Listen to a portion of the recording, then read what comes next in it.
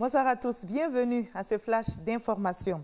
On commence par cette bonne nouvelle en provenance de la France concernant le Premier ministre Amadou Gon Coulibaly. Le chef du gouvernement qui est allé pour ses soins se porte bien et rentre bientôt à Abidjan. Le président de la République, Alassane Ouattara, s'est entretenu avec lui ce mardi par visioconférence. Une séance de travail au cours de laquelle ils ont évoqué la mise en œuvre du plan de riposte sanitaire, économique, social et humanitaire pour faire face au Covid-19. Je vous propose un extrait de leurs échanges.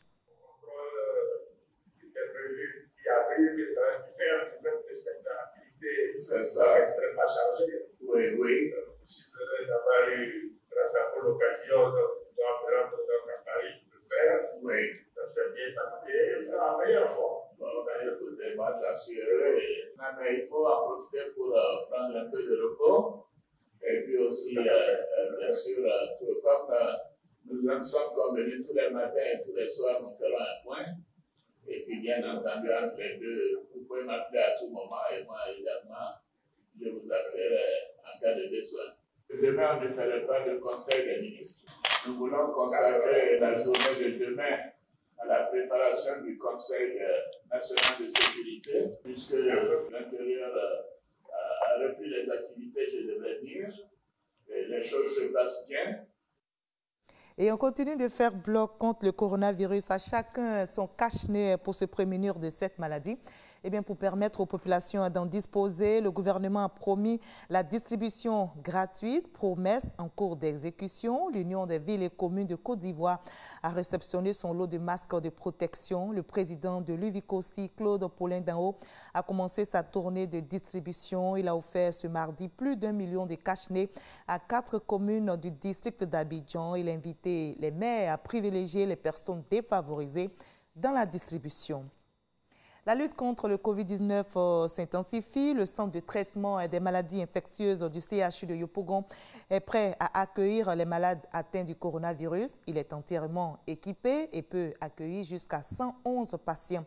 La structure vient d'être visitée par le ministre de la Santé et de l'Hygiène publique, Eugène Aka-Awili. Ce 12 mai est dédié aux infirmières dans le monde, une journée internationale célébrée en pleine pandémie.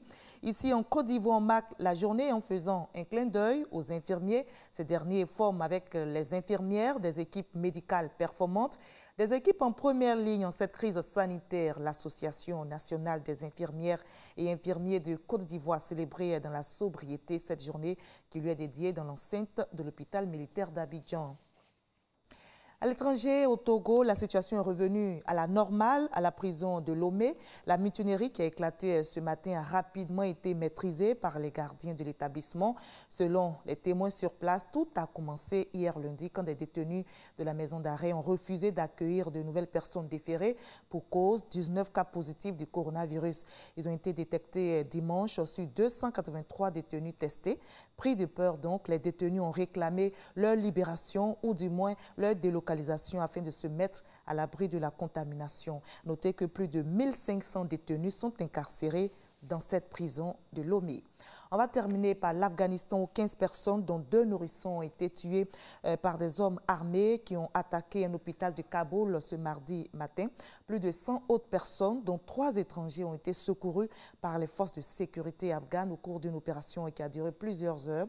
Par ailleurs, dans l'est du pays, une autre attaque a visé les funérailles d'un chef de la police locale, faisant au moins 37 morts selon les autorités.